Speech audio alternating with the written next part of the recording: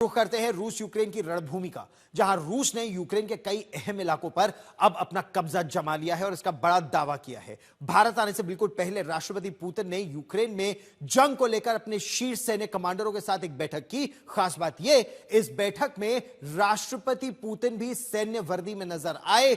जब पुतिन भी वर्दी में नजर आते हैं तो संकेत साफ है, उनका इरादा पहले से कहीं ज्यादा मजबूत है। आज डोनाल्ड ट्रंप के जो विशेष दूत है स्टीव विटकोफ, वो भी मॉस्को में उनसे मुलाकात करने वाले हैं, लेकिन उससे पहले वर्दी में मीटिंग पश्चिमी देशों के लिए एक बहुत बड़ा संदेश लेकर आई है।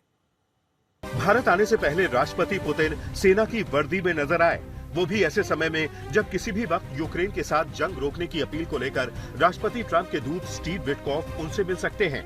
दूसरी तरफ रूसी हमलों से हैरान और परेशान यूक्रेन के राष्ट्रपति वोलोडिमिर ज़ेलेंस्की ने अपनी बेबसी साझा करने के लिए पेरिस में फ्रांस के राष्ट्रपति इमैनुअल मैक्रों से मुलाकात की है। बेबसी इस वजह से क्योंकि रूसी सेना यूक्रेन में लगातार आगे बढ़ रही है। उसके सैनिकों ने यूक्रेनी शहर पोक्रोवस्क पर कब्जा जमा लिया है और वहां रूसी झंडा लहरा रहा है।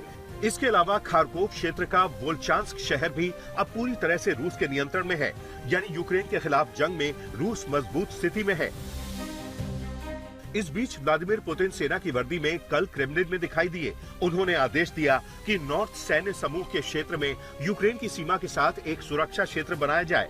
ये बैठक रूसी सेना की प्रगति और रणनीति पर चर्चा करने के लिए थी।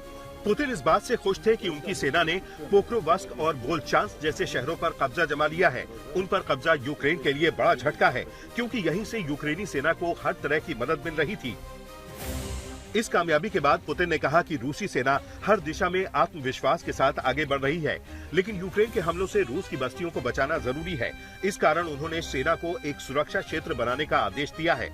वर्दी में पुतिन का नजर आना ये साफ संदेश है कि रूस युद्ध में पीछे हटने वाला नहीं है।